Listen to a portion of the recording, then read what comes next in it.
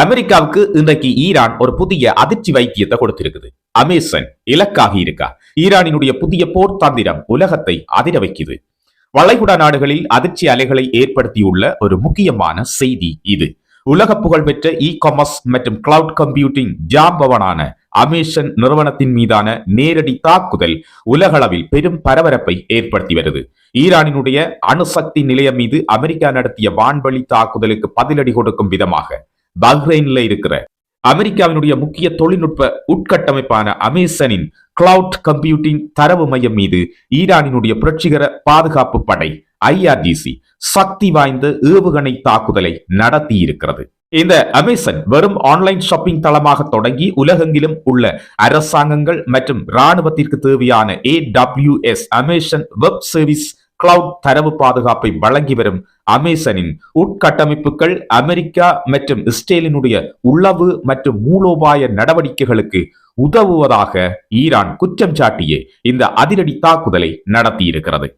மத்திய கிழக்கில் இயங்கி வரும் முன்னணி தொழில்நுட்ப மற்றும் வர்த்தக நிறுவனங்களினுடைய பாதுகாப்பை கேள்விக்குறியாக்கியுள்ள இந்த சம்பவம் சர்வதேச அளவில பெரும் பதற்றத்தை ஏற்படுத்தி இருக்குது. இந்த வீடியோல பல பரபரப்பு செய்தி உங்களுக்காக காத்திருக்கு. வீடியோ ஸ்கிப் பண்ணாமல் கடைசி வரைக்கும் பாருங்க. வணக்கம், நான் உங்கள் RM ராம். நீங்கள் பார்த்துக் கொண்டிருப்பது உலக விவர செய்தி தொகுப்பு. புதுசா இன்றைக்கு தான் நீங்க அந்த காணொலியை பாக்குறீங்கன்னா உலக விவர சேனலை சப்ஸ்கிரைப் செய்து அந்த பெல் ஐக்கனை கிளிக் பண்ணி எங்களோடு தொடர்ந்து இணைஞ்சிருங்க. இதே போன்ற மிக முக்கியமான தகவல்களை உங்களுக்காக நான் கொண்டு வருவதற்கு காத்திருக்கிறேன். சரி, இந்த காணொலி பிடிச்சிருந்தா லைக் பண்ணிட்டு அப்படி உள்ளுக்கு வாங்க. இதனுடைய மிக முக்கியமான பகுதிகளை எல்லாம் மிக விரிவாக தொடர்ந்து பார்க்கலாம். மத்திய கிழக்கில் நடைபெற்று வரும் போர் தற்போது ஒரு புதிய மற்றும் மிகவும் ஆபத்தான கட்டத்தை எட்டியிருக்கிறது. இதுவரை ராணுவ தளங்கள், ஏவுகணை தளங்கள் மற்றும் பாதுகாப்பு அமைப்புகள் மட்டுமே குறிவைக்கப்பட்டன. இந்த நிலையில் இப்போது உலகளாவிய தொழில்நுட்ப மற்றும் வணிக நிறுவனங்களும் இந்த மோதலின் நேரடி இலக்குகளாக மாறத் தொடங்கி இருக்கிறது. ஈரானினுடைய இஸ்லாமிய புரட்சிகர பாதுகாப்பு படையான IRGC வெளியிட்டுள்ள புதிய தகவல் சர்வதேச அளவில் பெரும் பரபரப்பை ஏற்படுத்தி வருகின்றது. பஹ்ரைனில் அமைந்திருக்கிற அமேசனின் முக்கிய தரவு உட்கட்டமை மையத்தை தாங்கள் குரூஸ் ஏவுகணை தாக்குதலின் மூலம் அழித்ததாக ஈரான் தற்போது கூறியிருக்கிறது.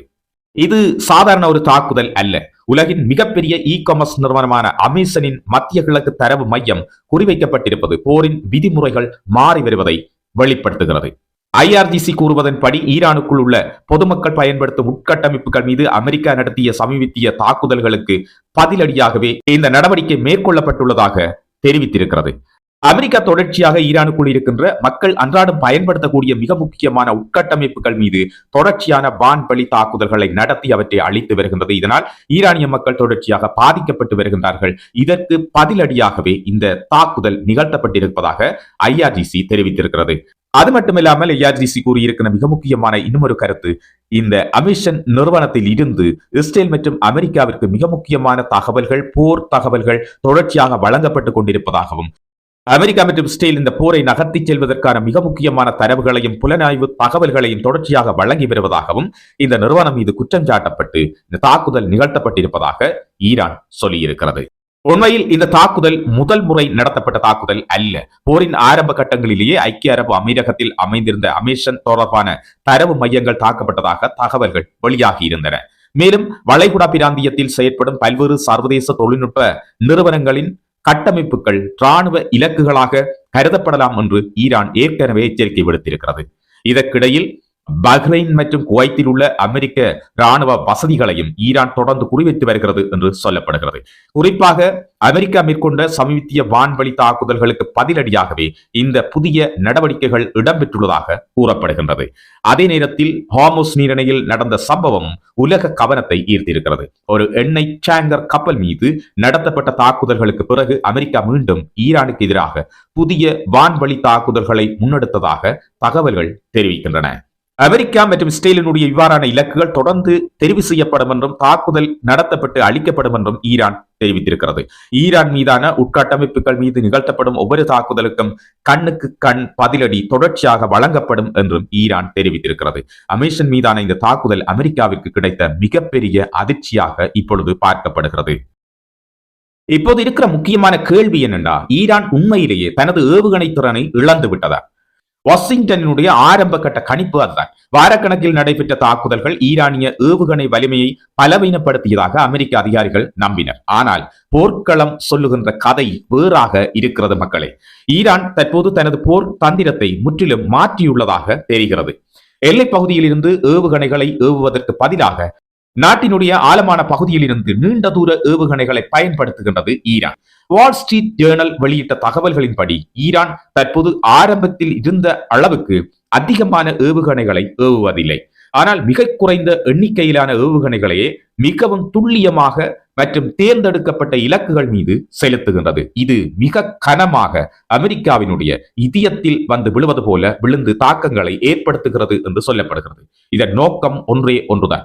ஒரு ஏவுகணை கூட பாதுகாப்பு அமைப்புகளை தாண்டி இலக்கை தாக்கினால் அதனால் உருவாகும் இராணுவ, அரசியல் மற்றும் பொருளாதார தாக்கம் மிகப்பெரியதாக இருக்கும் என்றது ஈரானுக்கு தெரிந்த மிக முக்கியமான தந்திரம்.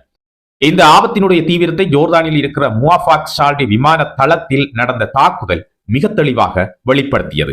அந்த தாக்குதலின் அமெரிக்காவினுடைய 2 சிப்பாய்கள் உயிரிழந்ததோடு மேலும் பலர் காயமடைந்தார்கள் என்றும் ஒருவர் காணாமல் போனார் என்றும் சொல்லப்பட்டது. இந்த சம்பவம் அமெரிக்காவினுடைய அடுத்த கட்ட தாக்குதல்களுக்கு வழிவகுத்தது. ஆனால் இதே நேரத்தில் மற்றொரு சிக்கலும் உருவாகியது. அமெரிக்காவினுடைய பேட்ரியாட் மற்றும் தாட் போன்ற நவீன பாதுகாப்பு அமைப்புகள் பெரும்பாலான ஏவுகணைகளை இடைமறிக்க முடியும். எனினும் அவை ஒரே நேரத்தில் மிகப்பெரிய புவியியல் பரப்பில் நூற்றுக்கணக்கான இலக்குகளை பாதுகாக்க வேண்டிய நிலை ஏற்பட்டிருக்கிறது. Jordan, Iraq, Qatar, Bahrain, Kuwait மற்றும் வளைகுடா முழுவதும் பரவியுள்ள அமெரிக்க தளங்கள் அனைத்தும் சாத்தியமான ஈரானினுடைய இலக்குகளாக இப்பொழுது மாறியிருக்கிறது. இந்த இலக்குகள் மீது மிக துல்லியமாக ஈரான் தாக்குதல்களை நடத்தி கொண்டே இருக்கிறது. இதனால் அமெரிக்கா அதிக அளவில் இடைமறிப்பு ஏவுகணைகளை பயன்படுத்த வேண்டிய கட்டாயத்திற்குள் உள்ளாகி இருக்கிறது. இந்த ஒவ்வொரு இடைமறிப்பு ஏவுகணையும் பல மில்லியன் பெறுமதியானவை என்பதும் குறிப்பிடத்தக்கது. ஆனால் ஈரான் மிக துல்லியமாக இந்த இடைமறிப்பு ஏவுகணைகளை ஏமாற்றி இலக்குகளை தாக்கி வருவதுதான் அமெரிக்காவிற்கு இருக்கிற மிகப்பெரிய அதிர்ச்சியாக இப்பொழுது இராணுவ பரப்பில் சொல்லப்படுகிறது.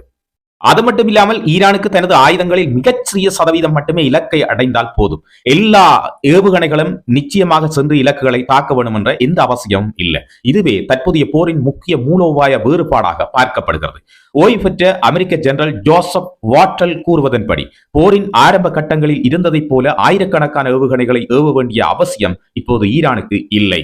பதிலாக குறைவான ஆனால் துல்லியமான தாக்குதல்கள் மூலம் எதிரியின் பாதுகாப்பு அமைப்புகளுக்கு தொடர்ச்சியான அழுத்தத்தை வழங்குவதே தற்போதைய ஈரானின் நோக்கமாக இருக்கலாம் என்று அவர் நம்புகிறார். இதற்கிடையில் அமெரிக்கா தனது தாக்குதல்களின் இலக்கு பட்டியலையும் விரிவுபடுத்தி இருக்கிறது என்று சொல்லப்படுகிறது. ஏவுகணை தளங்கள் மட்டுமில்லாமல் பாலங்கள், ரயில் பாதைகள், துறைமுகங்கள், மின்சார உட்கட்டமைப்புகள் உள்ளிட்ட பல்வேறு முக்கிய வசதிகளும் தாக்குதல்களின் பட்டியலில் இடம்பெற தொடங்கி இருக்கின்றன. இதனால் தான் ஈரான் இன்று அமெரிக்கனை மிக துல்லியமான ஒரு தாக்குதல் இலக்காக காட்டியிருக்கிறது. இதனால் போர் ஒரு முழுமையான உட்கட்டமைப்பு மோதலாக மாறும் அபாயம் இருப்பதாக ஆய்வாளர்கள் எச்சரிக்கின்றனர். மேலும் இதனால் அமெரிக்காவுக்கு மிகப்பெரிய இன்னுமொரு இழப்பும் இருக்கிறது. இந்த நீண்டகால மோதல் அமெரிக்காவினுடைய உலகளாவிய இராணுவ தயார் நிலையையும் பாதிக்கக்கூடும் என்ற கவலையும் இப்பொழுது அமெரிக்காவில் அதிகரித்து வருகிறது என்று சொல்லப்படுகிறது. ஏனெனில் மத்திய கிழக்கில் தொடர்ந்து வளங்களை பயன்படுத்த வேண்டிய நிலை உருவாகினால் உலகின் பிற பகுதிகளுக்காக ஒதுக்கப்பட்ட பாதுகாப்பு வளங்களையும் அழுத்தம் ஏற்படுவதற்கான வாய்ப்பு இருக்குத்தானே மக்களே. இதனால் இந்த போர் பெரும் ஈரான் அமெரிக்க மோதலாக மட்டும் இல்லாமல் உலகளாவிய சக்தி சமநிலையையும் பாதிக்கக்கூடிய ஒரு மிக முக்கியமான போராக ஈரான் இதனை மாற்றி அமைத்திருக்கிறது. தற்போது கிடைக்கும் தகவல்களின் அடிப்படையில் பார்க்கும்போது ஈரான் தனது ஏவுகணை திறனை முழுமையாக இழக்கவே இல்லை என்பது தெளிவாகிறது. மாறாக அது புதிய சூழ்நிலைகளுக்கு ஏற்ப தனது தந்திரங்களை மாற்றிக்கொண்டு குறைவான ஆனால் கணக்கிடப்பட்ட மிக துல்லியமான தாக்குதல்களை முன்னெடுத்து வருகின்றது என்று கள நிலவரம் கூறுகின்றது. அதே நேரத்தில் அமெரிக்கா தனது பாதுகாப்பு வளங்களை பல்வேறு பகுதிகளில் பகிர்ந்து பரப்பி வைத்திருக்க வேண்டிய கட்டாயத்தையும் எதிர்கொண்டு வருகிறது. இதை ஈரான் தான் செய்து வைத்திருக்கிறது என்பதும் குறிப்பிடத்தக்கது. அடுத்த சில வாரங்கள் இந்த மோதலினுடைய திசையை தீர்மானிக்கக்கூடிய மிக முக்கியமான காலமாக இருக்கலாம். மத்திய கிழக்கில் நடைபெறும் இந்த நிகழ்வுகள் உலக பொருளாதாரம், எண்ணெய் விலை, சர்வதேச வர்த்தகம் மற்றும் உலக அரசியலின் எதிர்காலத்தையே பாதிக்கக்கூடியவை என்பதால் உலகம் முழுவதும் இதை உன்னிப்பாக கவனித்து வருகிறது. ஈரான் எதை சாதிக்கப் போகின்றது? எதிர்காலம் தான் இதற்கு பதில் சொல்ல காத்திருக்கிறது. நீங்கள் என்ன நினைக்கிறீங்க? இந்த மோதல் மேலும் தீவிரமடையுமா அல்லது இருதரப்பும் பேச்சுவார்த்தை மேசைக்கு திரும்புமா? ஆனால் ஈரான் சொல்லியிருக்கு எந்த விதமான பேச்சுவார்த்தைக்கும் இடமே இல்லை, நாங்கள் எங்கள் நாட்டை பாதுகாக்க போறோம் என்று தொடர்ச்சியாக கூறி வருகிறது. அல்லது அடுத்த கட்ட முன்னேற்றங்களே அதற்கான பதிலை வழங்குமா? இதுவரை கிடைத்த முக்கிய தகவல்கள் இவைதான். மேலும் உலக அரசியல் மற்றும் பாதுகாப்பு தொடர்பான பரபரப்பான செய்திகளை அறிய எங்களோடு தொடர்ச்சியாக இணைந்திருங்கள். அதுக்கு நீங்க செய்ய வேண்டியது ஒரே ஒரு விஷயம் தான். உலக வீர சேனலை சப்ஸ்கிரைப் பண்ணி அந்த பெல் ஐக்கனை கிளிக் பண்ணி எங்களோடு தொடர்ச்சியாக இணைந்திருங்க. இது போன்ற உலகில் நடக்கின்ற மிக முக்கியமான உண்மையான செய்திகளை உங்களுக்காக கொண்டு வருவதற்கு உலக வீர சேனல் காத்திருக்கிறது. மீண்டும் ஒரு புதிய உலக வீர செய்தி தொகுப்போடு உங்கள் அனைவரையும் சந்திக்கிறேன். அதுக்கு முன்னுக்கு காணொலி பிடிச்சிருந்தா காணொலி லைக் பண்ணுங்க. அப்பதான் இந்த காணொலி பலருக்கும் சென்று சேர இதுவாக இருக்கும். அது மட்டுமில்லாமல் காணொலி தொடர்பான உங்களுடைய கருத்துக்களை நான் எதிர்பார்க்கிறேன். மீண்டும் நாளை மாலை இதே நேரம் உங்கள் அனைவரையும் சந்திக்கிறேன். ஆதரவு தருகின்ற அனைத்து நல்ல உள்ளங்களுக்கும் எனது நன்றிகள். வணக்கம்.